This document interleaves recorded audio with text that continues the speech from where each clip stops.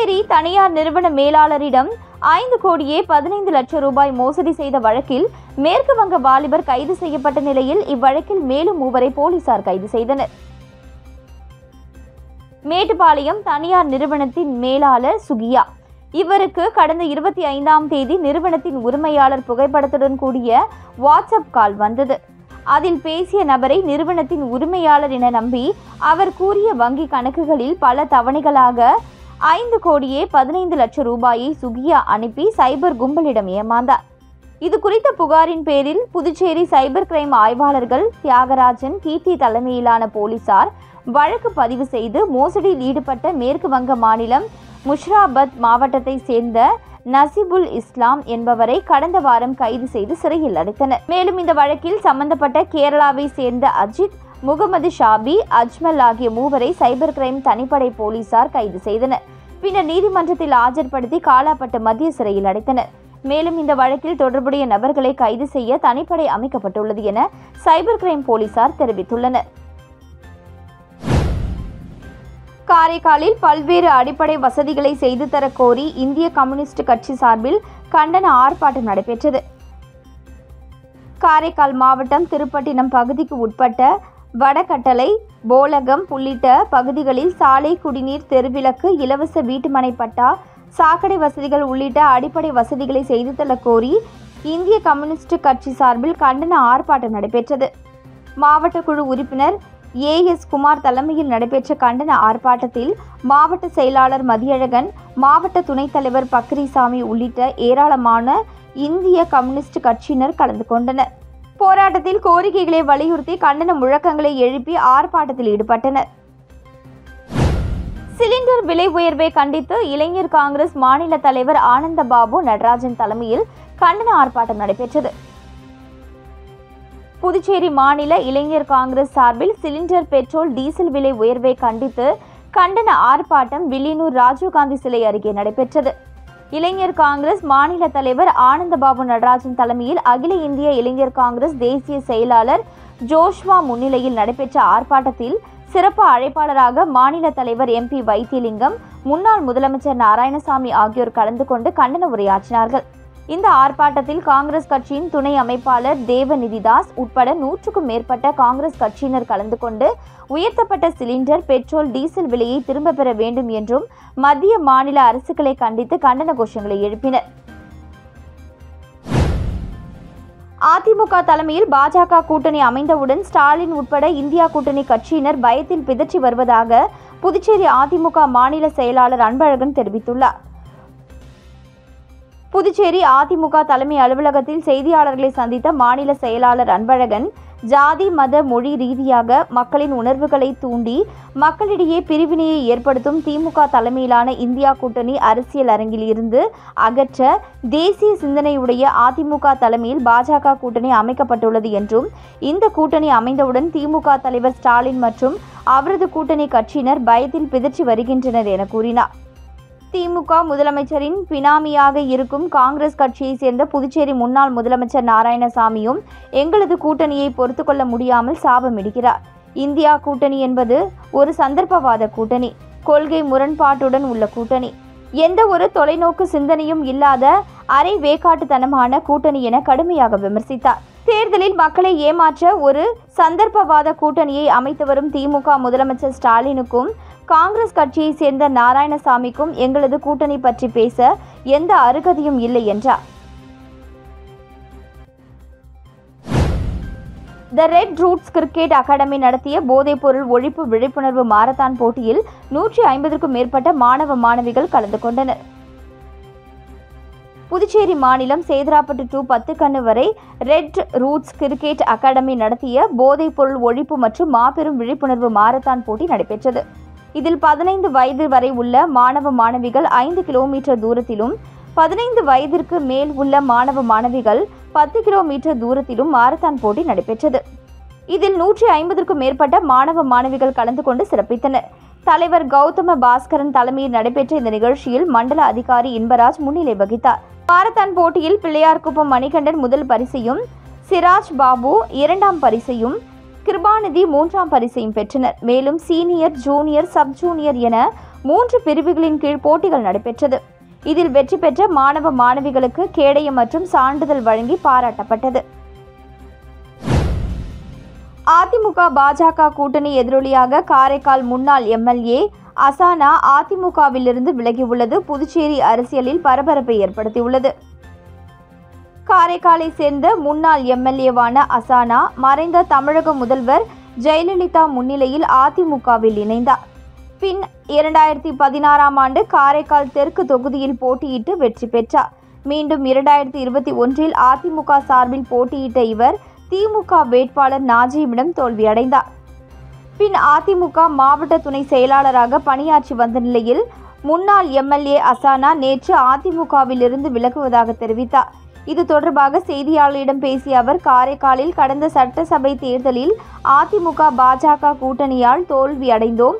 இனி பாஜகவுடன் கூட்டணி இல்லை என எடப்பாடி பழனிசாமி தெரிவித்தார்.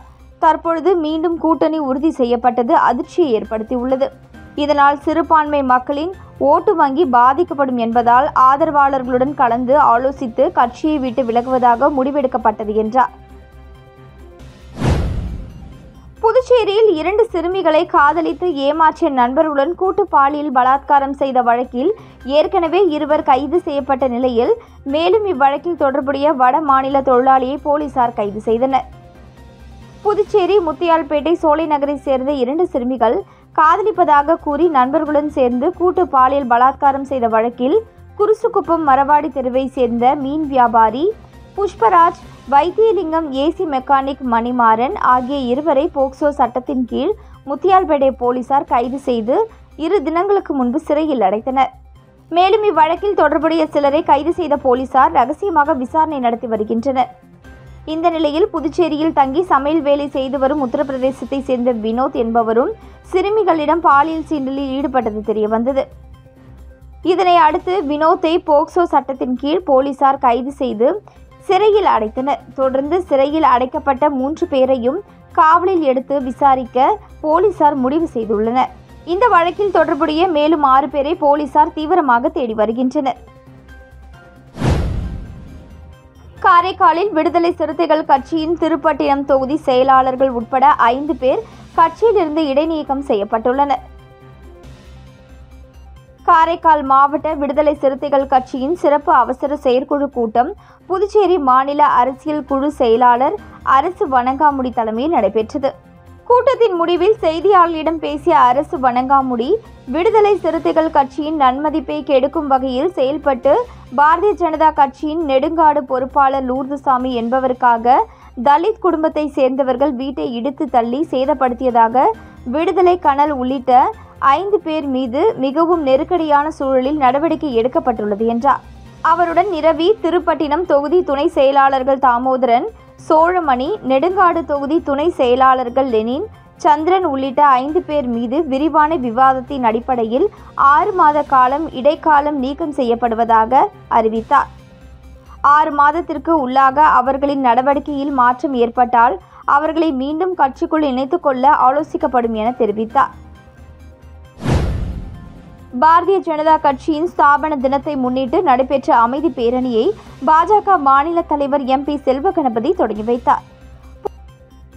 புதுச்சேரியில் பாஜக சார்பில் 45ஆம் ஆண்டு ஸ்தாபன தினத்தை முன்னிட்டு அமைதி நடைபயணம் நடந்தது. சாரம் அவை திடலில் துவங்கிய நடைபயணத்தை மாநில தலைவர் MP செல்வ கணபதி தலைமை தாங்கி துவக்கி வைத்தார்.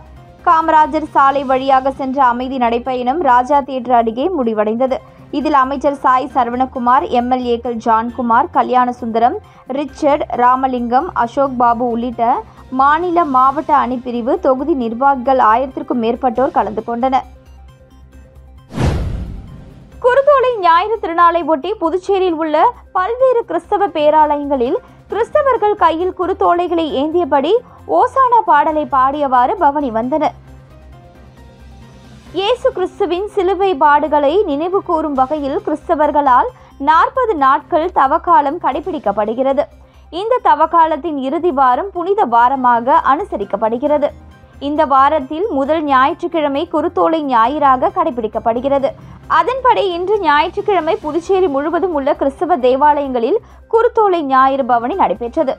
புதுச்சேரி தூய இருதய ஆண்டவர் ஆலயம், உழவர்கரை ஜெயராக்கினி அன்னை ஆலயம், கதிர்ச்சல் ஆலயம், நெல்லித்தோப்பு விண்ணேற்பு அன்னை ஆலயம், மிஷன் வீதி ஜென்மராக்கினி ஆலயம், ஆட்டுப்பட்டி அந்தோனியார் ஆலயம், வில்லியனூர் லூர்து அன்னை ஆலயம், தட்டாஞ்சாவடி ஃபாத்திமா அன்னை ஆலயம், அரியாங்குப்பம் ஆரோக்கிய அன்னை ஆலயம் ஆகியவற்றில் சிறப்பு திருப்பலி நடைபெற்றது.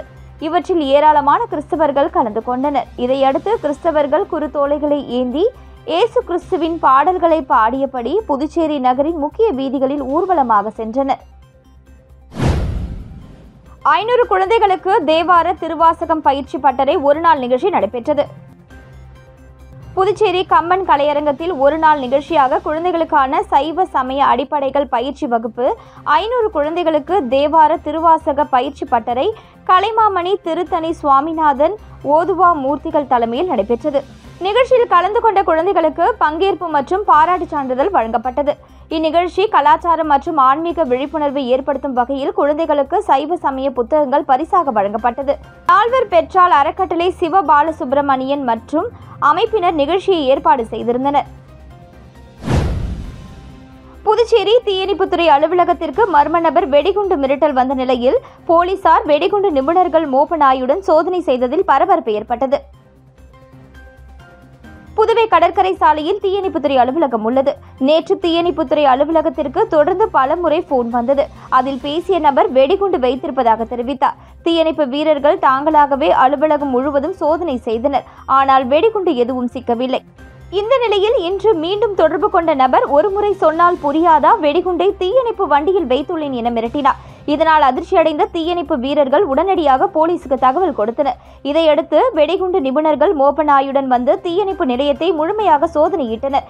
இந்த சோதனையில் வெடிகுண்டு எதுவும் கிடைக்கவில்லை. இதனால் பொருளை என தெரிய வந்தது.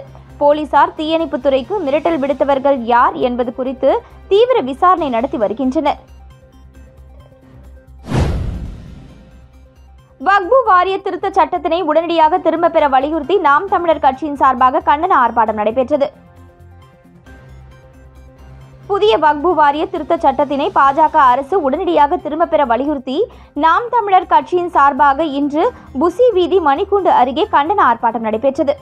புதுச்சேரி மாநில தலைவர் ஞானப்பிரகாசம் தலைமையில் நடைபெற்ற ஆர்ப்பாட்டத்தில் நிர்வாகிகள் கௌரி, ரமேஷ், இளங்கோவன், தேவிகா, திருக்குமரன் உட்பட 100க்கும் மேற்பட்டோர் கலந்து கொண்டு மத்திய பாஜக அரசை கண்டித்து கண்டன கோஷங்களை எழுப்பினர். புதுச்சேரி அருகே கடன் தொல்லையால் தனியார் உணவு டெலிவரி நிறுவன ஊழியர் செல்போன் டவரில் இருந்து குதித்து தற்கொலை செய்து கொண்ட சம்பவம் பெரும் பரபரப்பை ஏற்படுத்தியுள்ளது. புதுச்சேரி அடுத்த தமிழக பகுதியான சின்ன முதலியார் சாவடியில் பிரபல தனியார் ஹோட்டலின் பின்புறம் 50 அடி உயரத்தில் இருக்கும் தனியார் செல்போன் டவரில் இருந்து ஒருவர் குதித்ததை அப்பகுதி மக்கள் பார்த்துள்ளனர். பொதுமக்கள் ஓடி சென்று பார்த்தபொழுது டிப்டாப் உடை அணிந்து முதுகில் பேக் அணிந்தபடி கீழே உடல் சிதறி ரத்த வெள்ளத்தில் ஒருவர் இறந்து கிடந்தார். இதுகுறித்து அவர்கள் அளித்த புகாரின் பேரில் கோட்டக்குப்பம் போலீசார் சம்பவ இடத்திற்கு வந்து உடலை மீட்டு பிரேத பரிசோதனைக்காக தனியார் மருத்துவமனைக்கு அனுப்பி வைத்தனர். மேலும் இதுகுறித்து போலீசார் நடத்திய விசாரணையில் புதுவை வானரப்பேட்டை ஜெயராமன் செட்டியார் பகுதியைச் சேர்ந்த ஸ்ரீதர் என்பதும் இவருக்கு திருமணமாகி கலைவாணி என்ற மனைவியும் ஒரு மகனும் உள்ளனர். கடந்த சில ஆண்டுகளாகவே வேலைவாய்ப்பு, போதிய வருவாய், கடன் தொல்லையால் தனியார் உணவு டெலிவரி நிறுவனத்தில் வேலை பார்த்து வந்துள்ளார். இந்த நிலையில் காலை முதல் கோட்டக்குப்பம் பகுதியில் அங்கும் இங்குமாக சுற்றித் திரிந்த ஸ்ரீதர் திடீரென செல்போன் டவரில் ஏறி அதிலிருந்து குதித்து தற்கொலை செய்து கொண்டது தெரியவந்தது. மேலும் இதுகுறித்து கோட்டக்குப்பம் காவல் நிலைய போலீசார் வழக்கு பதிவு செய்து விசாரணை மேற்கொண்டு வருகின்றனர்.